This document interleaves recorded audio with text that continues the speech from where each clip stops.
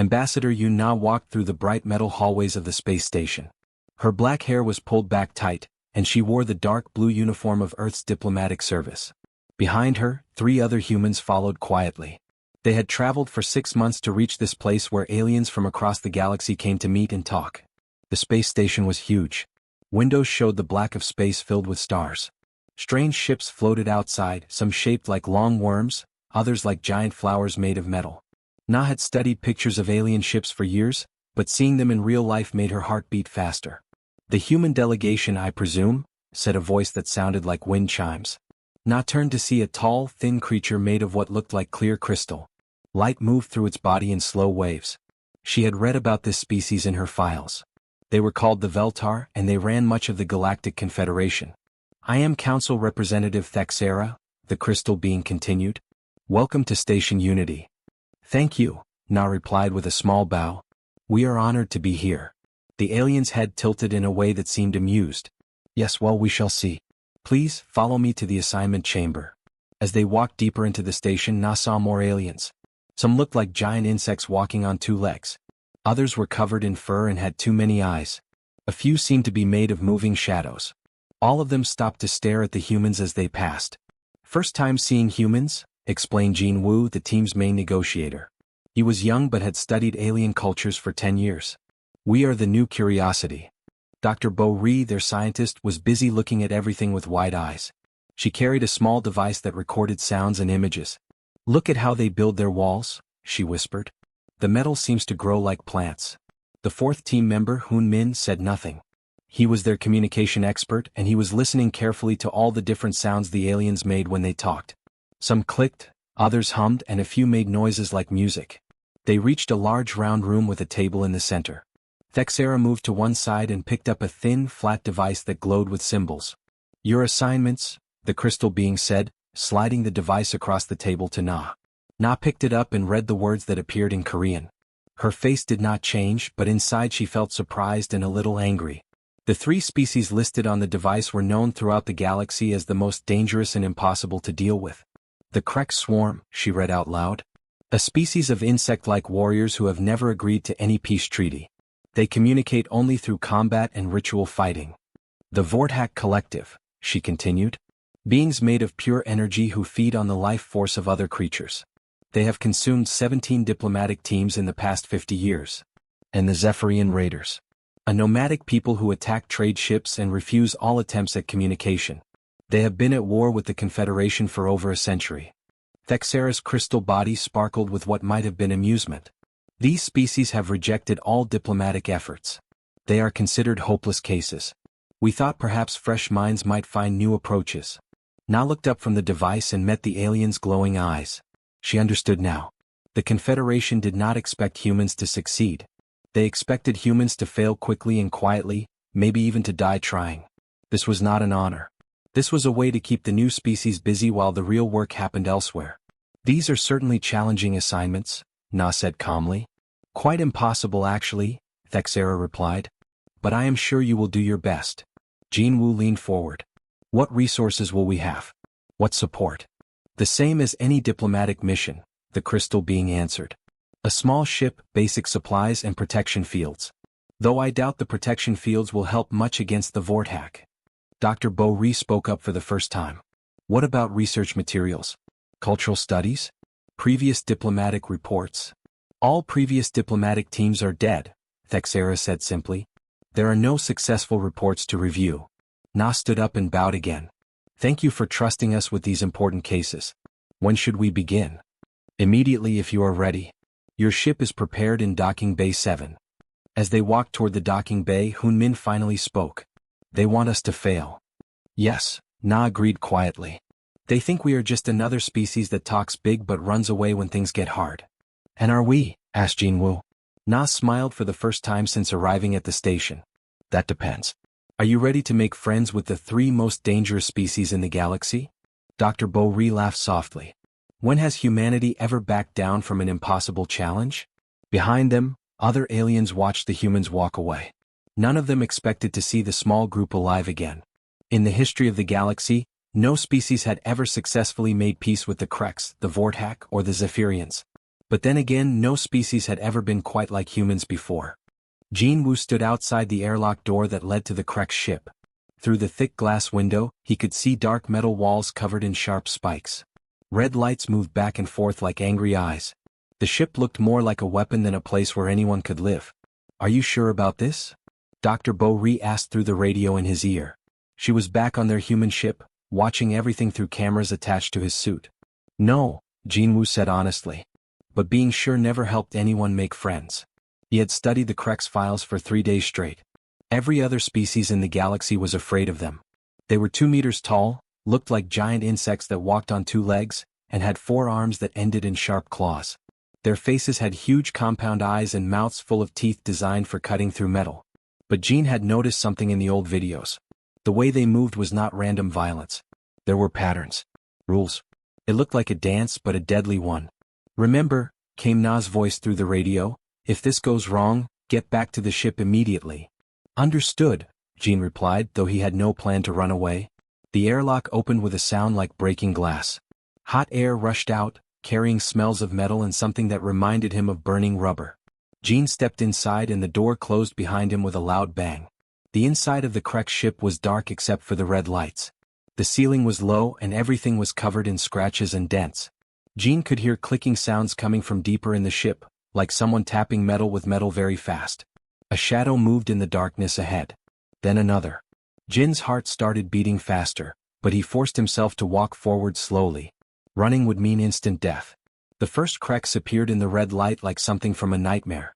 It was huge, with black shell-like skin and eyes that reflected the light like mirrors. Its 4 arms ended in claws as long as Jin's fingers. When it opened its mouth, Jin could see rows of sharp teeth. "Soft meat comes to us," the Krek said in broken galactic common. Its voice sounded like grinding metal. More Kreks appeared behind the first one. Jin counted 6 of them, all bigger than him, all looking at him like he was their next meal. But Jin was watching their movements carefully. The way they stood. The way they held their claws. The way they moved their heads. It was all very specific. Very controlled. "I am Jin Woo of Earth," he said clearly. "I come to speak with your leader." The Kreks made clicking sounds that might have been laughter. "Speak? We do not speak. We fight. Win or live us. Loss or die us." "Then I challenge your leader to combat," Jin said. The clicking stopped. All 6 Kreks stared at him with their huge compound eyes.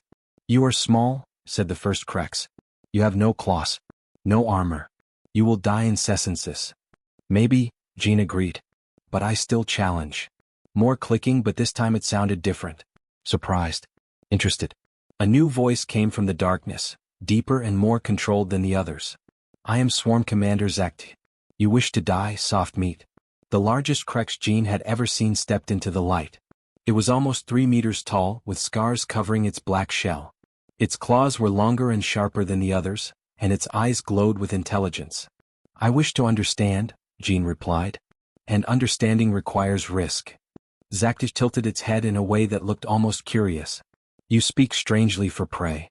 "I speak as one warrior to another," Jin said, and then he did something that made Dr. Bo-ri gasp through the radio. He bowed. Not a small polite bow, but a deep one that left his neck exposed. In human culture it showed respect. He hoped it meant something similar to the Kreks. Zaktish made a sound like steam escaping from a pipe. "You bow before combat? This is new. Where I come from, we honor our opponents before we test each other's strength." The commander's eyes seemed to glow brighter. "Interesting. Very well, soft meat. We will fight. But when you die, your death will be quick. This is honor for your bowing." They moved to a larger room filled with more red lights. The other Kreks formed a circle around them. Jin could hear them clicking excitedly. But as he studied Zaktich's movements, Jin began to understand. The way the commander held his claws. The way he positioned his feet. The way his head moved. It was all formal. Ritualized. This was not just fighting. This was ceremony. Jin thought about the martial arts his grandfather had taught him. Not the flashy moves from movies, but the real art. The art that was about respect and discipline and understanding your opponent.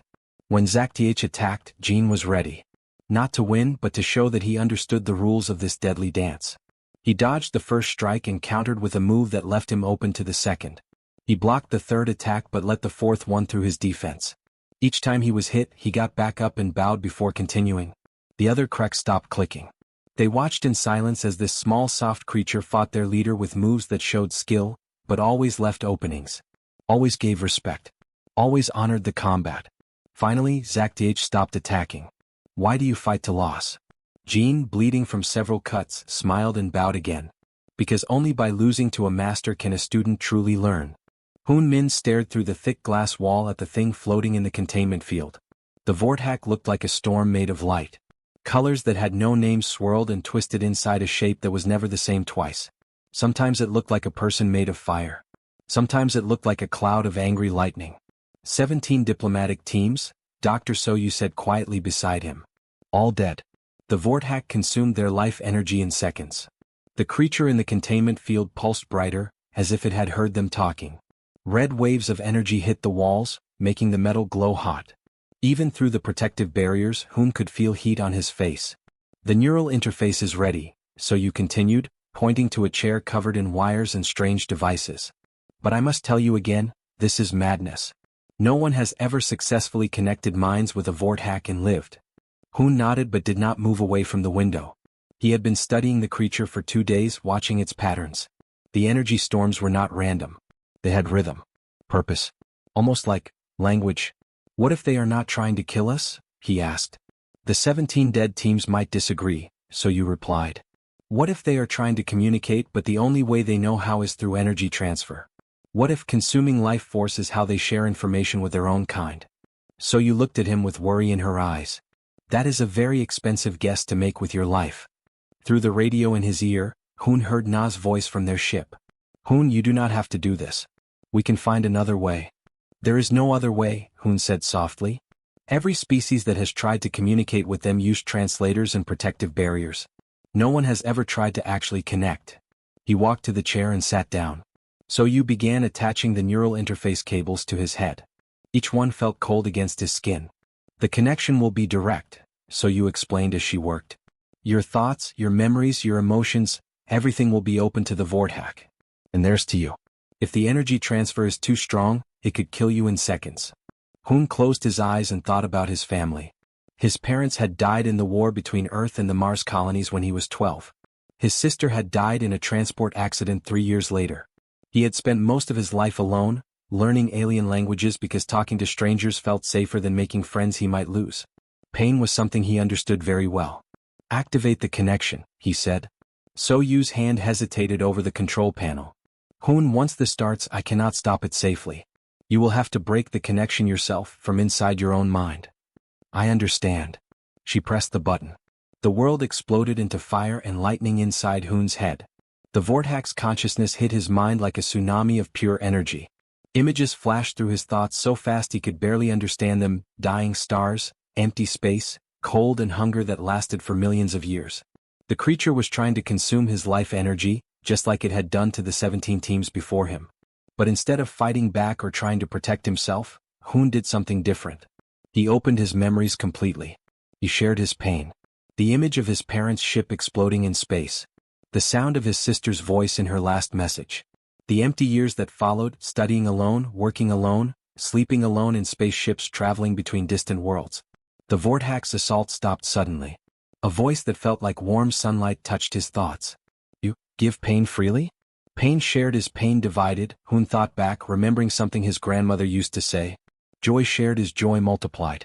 The presence in his mind changed. Instead of hungry fire, it became curious, almost gentle. We do not understand. Your species guards its life energy. Fights to keep it. You offer yours willingly. Because keeping pain to ourselves makes it stronger, Hun replied. Sharing it makes it smaller. Images began flowing the other way. Not attacks this time but memories. The Vorthak's memories. Hun saw their home dimension as it used to be, filled with energy beings like themselves, sharing thoughts and emotions as easily as humans shared words. A place of beauty and connection. Then he saw the collapse. Their dimension dying, energy sources failing, their people growing weak and desperate. The survivors escaping to this dimension, only to find that other species guarded their life energy jealously. The Vorthak had tried to communicate, but their natural way of sharing energy was seen as an attack. We consume because we must, the voice explained, and Hun could feel sadness in it deeper than oceans. Our home dies. Our people fade. We take life energy not from cruelty but from need. Then why do you not ask instead of taking? Hun wondered. Because no one has ever offered. No one has ever shared willingly. You are the first to give instead of fight. Hun felt tears running down his face. The creature was not a monster. It was a refugee. A survivor trying to keep its people alive in a universe that feared them. What if I told you there are other ways to get energy? He thought. Artificial sources. Ways that do not require taking life from others. The presence in his mind blazed with hope so bright it almost hurt. This is possible? Yes. But it requires trust. Cooperation. Friendship. Friendship? The Vorthak repeated the concept like it was a word from a foreign language. You would be friend to energy devourers? To those your kind call monsters? My kind calls many things monsters, Hun replied, thinking of his own species' long history of wars and hatred. Usually it just means we do not understand them yet. The connection began to fade as Hun's human brain reached its limits. But before it ended completely, he felt something he had not experienced since his family died. He felt less alone. Captain Li Han watched the Zephyrian Raider ship grow larger on his screen. It looked like a giant metal bird with wings that moved like they were alive. Dark red paint covered its hull, and weapon ports lined its sides like angry eyes. This was the ship that had attacked 12 cargo vessels in the past month. Are you certain about this plan? Asked Dr. Jun Ri from the pilot's seat beside him. The young medical officer looked nervous as he checked his supplies for the third time. His bag contained only basic medical equipment and emergency food rations. No, Han admitted. But every other approach has failed. The Confederation has been trying to destroy them for over 100 years. Maybe it is time to try understanding them instead. Their small diplomatic ship had no weapons and very weak shields. Han had made sure the Zephyrians could see this clearly. He wanted to be captured, not destroyed. Red lights began flashing on their control panel. The Raider ship was targeting them with its weapons. This is your final warning, came a rough voice through the radio. Turn around or be destroyed. This is Captain Li Han of the Human Diplomatic Corps, Han replied calmly. We request safe passage to speak with your leaders. Harsh laughter came through the speakers. Diplomats? How boring. We will take your ship and sell your bodies to the slave markets. We have no cargo, Han said. Only medical supplies and food. But we do have something else you might want. What could soft diplomatic meat possibly offer the Zephyrian fleet? Answers, Han replied. About why the galaxy fears you. About why you can never find peace. About why you are always running. Silence filled the radio for a long moment. Then the rough voice returned, sounding curious despite itself. You think you understand us, little diplomat? I think you are tired of being misunderstood. More silence. Then the Raider ship moved closer and grabbed their vessel with a powerful tractor beam. Metal claws extended from the larger ship and locked onto their hull with loud crashes. Prepare to be boarded, the voice said. Try to resist and we will space you. Han and Jun-Ri raised their hands as armed Zephyrians cut through their airlock door. The Raiders were tall and thin, with gray skin marked by ritual scars. They wore armor made from salvaged metal pieces, and their weapons looked like they were built from parts of many different ships. The leader pushed into their ship first. He had more scars than the others and wore a necklace made from small metal skulls. His eyes were hard and cold. I am War Chief Korvac, he announced. You are now prisoners of the 7th Wanderer Fleet. Your ship and everything in it belongs to us. I am Captain Han, and this is Dr. Jun-Ri, Han replied with a small bow. We are honored to meet you. Korvac stared at him with surprise. Honored? You are about to become slaves if you are lucky. Food if you are not. Perhaps. But you are still the first Zephyrian to speak directly with humans. That makes this a historic moment. The war chief's scarred face twisted into something that might have been a smile. You are either very brave or very stupid, Captain Han. Probably both, Han agreed. They were dragged aboard the Raider ship, which was even stranger inside than outside. The walls were covered with pictures and writing in dozens of different alien languages. Weapons from many worlds hung from hooks. Everything looked like it had been taken from somewhere else. But Han also noticed children playing in the corridors. Families gathered around small cooking fires. Old people telling stories to groups of listeners. This was not just a warship. It was a home. Korvac saw him looking around. Surprised, diplomat? You expected a ship full of monsters. I expected a ship full of people trying to survive, Han replied. I was right. They were brought to what looked like a dining hall. Korvac gestured for them to sit at a long metal table covered with food that smelled strange but not unpleasant. You say you want answers, the war chief said as he tore apart what looked like roasted meat. Then answer this: why does the galaxy hunt us like animals? Why do the settled worlds shoot at us on sight? Why can we never land on a planet without being attacked? Han thought carefully before speaking. Because they see your weapons and your raids and they think that is all you are. They see the attacks but not the reasons for them. And what do you think our reasons are? You attack cargo ships because you need supplies. You raid settlements because you need resources. You fight because it is the only way you know to get what your people need to survive. Korvac's eyes narrowed. You think we are thieves and killers. I think you are refugees, Han said quietly. People without a home trying to take care of your families the only way you can. The war chief's hand tightened on his eating knife. Careful, human. You speak of things you do not understand. Then help me understand. Tell me why you wander. Tell me why you cannot settle anywhere.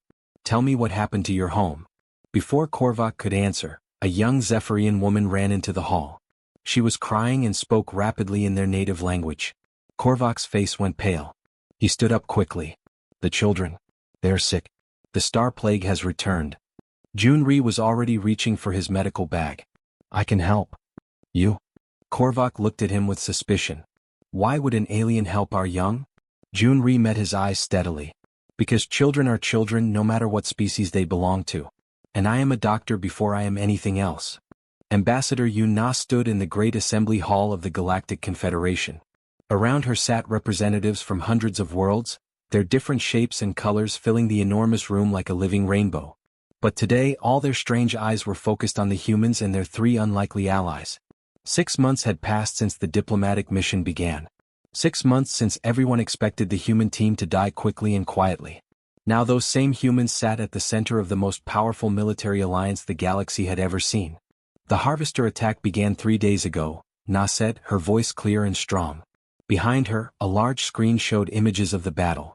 Metal ships shaped like giant insects had appeared at the edge of Confederation space, destroying everything in their path.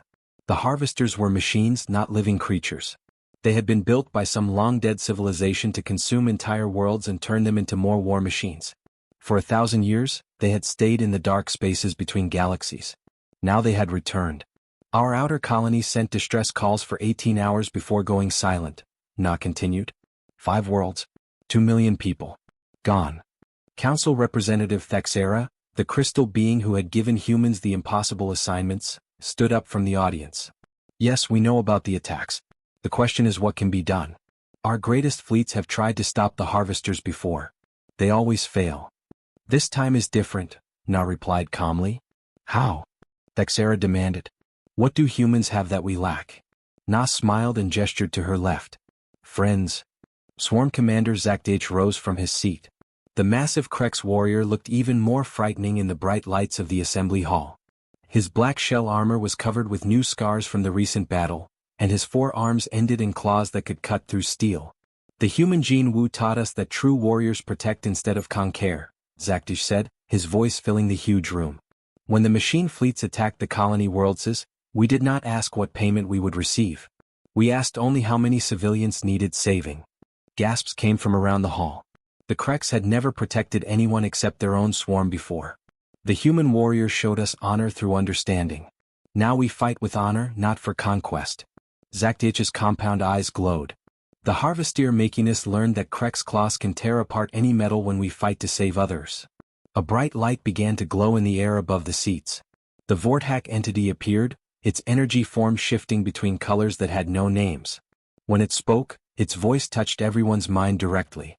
The human Hun Min showed us that sharing pain makes it smaller, the Vorthak said. That offering help creates bonds stronger than fear. When the machine swarms attacked, we did not consume life energy from our allies. Instead, we gave our own energy to power their shields and weapons. More surprised sounds came from the audience. The Vorthak had been known only as energy devourers.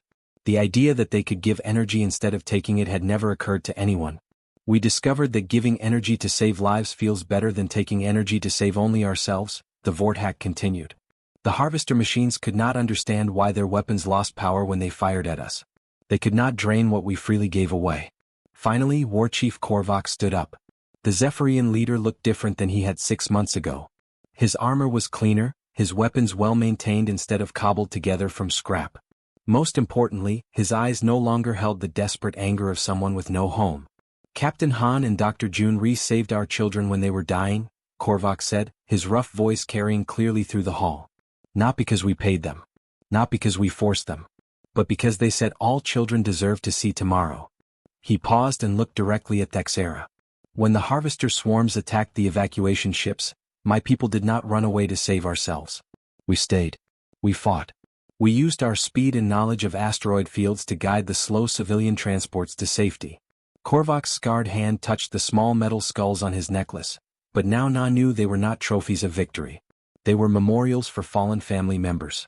The humans gave us something no battle could, a place among the stars where we belong. Where we are wanted. Where our wandering finally has purpose beyond survival. Na stepped forward again as her three allies sat down. When the Confederation assigned us the impossible cases, you expected us to fail. You thought we would die trying to talk to species that only understood violence. She gestured to the screen behind her, which now showed images of the victorious battle. Krex warriors and human soldiers working together. Vorthak energy beings powering Confederation weapons. Zephyrian raiders leading evacuation fleets through dangerous asteroid fields. But humans learned something long ago, Na said. Every heart that beats wants the same thing. To be understood. To belong. To know that someone cares whether they live or die. The great assembly hall fell completely silent. The Krex were not monsters. They were warriors without a worthy cause. The Vorthak were not energy thieves. They were refugees trying to survive. The Zephyrians were not raiders. They were wanderers looking for home. Na's voice grew stronger. The galaxy's greatest threat was not the harvester machines. It was loneliness. The belief that we must face danger alone because no one else could understand our pain or share our hope. She looked around the hall at hundreds of different species, all listening intently. Today, the three most feared species in the galaxy chose to risk their lives protecting people they had never met. Not because they were forced to. Not because they were paid to. But because someone finally took the time to see past their weapons to their hearts. The assembly erupted into discussion, but Na was not finished. The harvesters will return. Other threats will come. But they will find something they do not expect. Not a galaxy of isolated worlds afraid of each other, but a family of species who know that our differences make us stronger, not weaker.